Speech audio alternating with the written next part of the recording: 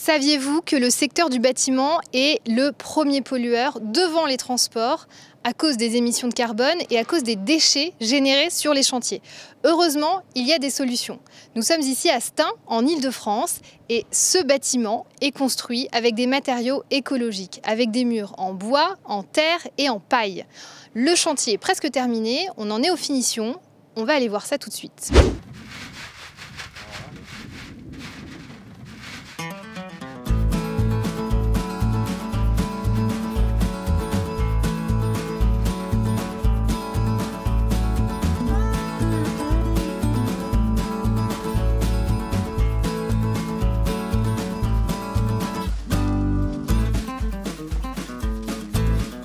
Ici, sur le chantier participatif, vous êtes en train de préparer l'enduit de terre qui va servir à faire la finition sur les murs à l'intérieur du bâtiment. Mais dans cet enduit, vous utilisez un ingrédient qu'on n'utilise pas d'habitude. Qu'est-ce que c'est? Oui, c'est du carton. En fait, ce qui m'intéresse dans le carton, c'est la cellulose. Le carton, c'est fait avec de l'arbre. Et nous, ce qui nous intéresse, c'est de récupérer la fibre de cellulose du carton. Du carton comme ça, c'est du carton de déménagement. On pourrait faire ça chez soi, en fait. Exactement. Et ce qu'on voulait montrer à travers ce chantier participatif, où on utilise très peu d'outils, c'était de montrer que c'était très simple à faire soi-même.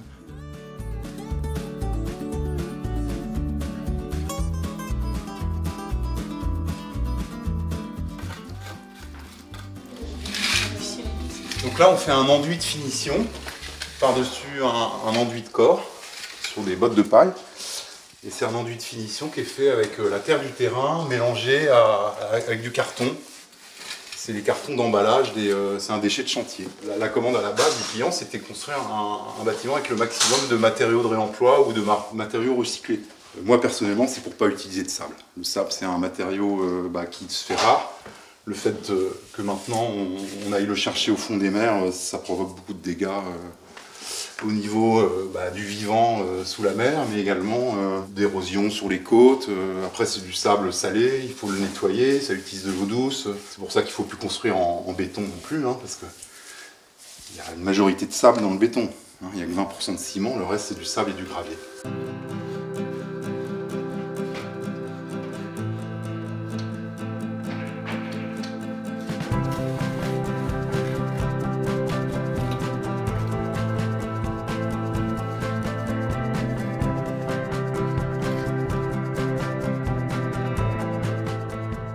L'avantage des enduits terre, c'est que c'est comme une ardoise effaçable. Donc si c'est raté, on peut recommencer. C'est pas comme un enduit plâtre où une fois qu'il a pris, c'est fini, ou un enduit ciment chaud. Avec la terre, il suffit de mouiller, relisser et ça recommence. L'avantage notamment du terre carton, qui est une pâte très résiliente, on peut faire plein d'effets différents, soit avec des emprunts, soit des scarifications dans l'enduit frais. Des feuilles de courgettes, parce que c'est des belles feuilles qui ont beaucoup de relief et qui permettent de faire des belles impressions. Moi personnellement, j'aime bien les enduits pas trop lissés, ça laisse, on voit les traces de doigts, la main, donc la trace de l'outil principal qu'on utilise. Il y a quelque chose d'humain, c'est changeant avec la lumière, etc. Mais c'est vrai que la terre permet vraiment une infinité de variétés d'effets.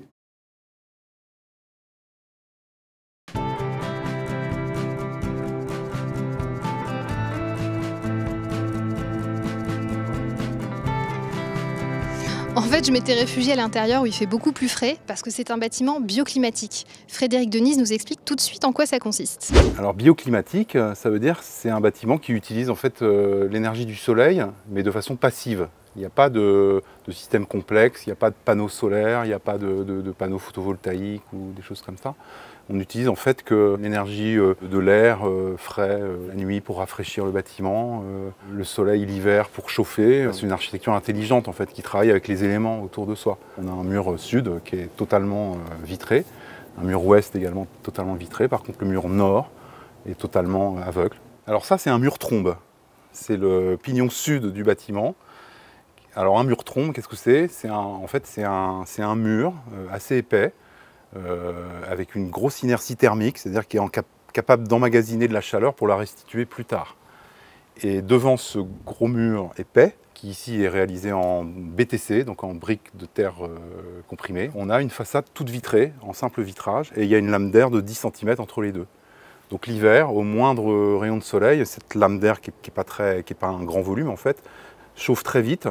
Et on a à l'intérieur des trappes qui s'ouvrent en haut et en bas de façon à amener cet air chaud à l'intérieur. Et l'été, en fait, c'est un mur qui climatise l'intérieur. Ce n'est pas de la climatisation, mais c'est du rafraîchissement. Et pour ça, on utilise en fait l'air frais de la nuit qu'on fait venir à l'intérieur par des trappes qui s'ouvrent en partie basse. Et également, on a les mêmes en partie haute qui permettent de ventiler le mur toute la nuit, de façon à ce que cet air frais soit emmagasiné dans le mur et puisse le restituer tout au long de la journée, au moment où il y a du soleil, où il fait chaud.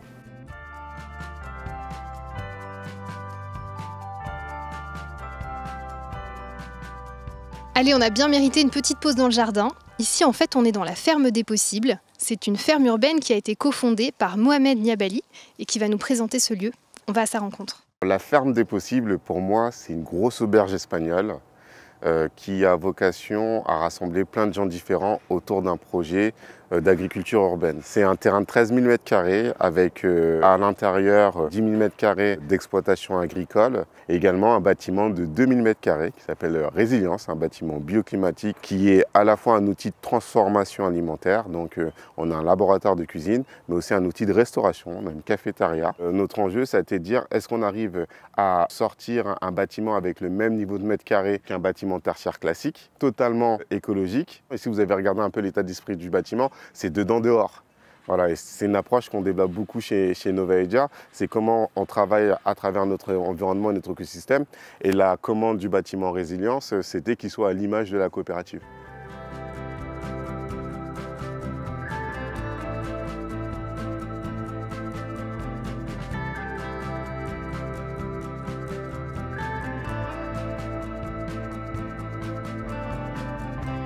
On a vu les matériaux écologiques qui ont été utilisés, on a vu l'architecture bioclimatique et il y a encore une troisième dimension qui fait que ce bâtiment est particulièrement vertueux, c'est le réemploi. Pourquoi avoir voulu absolument faire du réemploi? Quel est l'intérêt? L'intérêt du réemploi, en fait, il est double. Ça permet en fait d'éviter un déchet. Les déchets, le bâtiment est le plus gros producteur de déchets. Et en plus, ça permet d'éviter de prélever dans les ressources pour produire des nouveaux matériaux. Donc on économise de l'énergie, du CO2 et généralement on utilise des matériaux qui sont plutôt disponibles dans l'environnement proche et ça permet également d'initier une économie circulaire, une économie de proximité qui est intéressante je pense dans le monde à venir. Alors si vous voulez essayer de construire votre maison avec tous ces principes, c'est très simple, vous pouvez vous abonner à la chaîne YouTube de 18h39, vous rendre sur le site et vous aurez plein d'articles sur le sujet. Merci beaucoup de nous avoir fait la visite de ce bâtiment. Et à bientôt sur 18h39.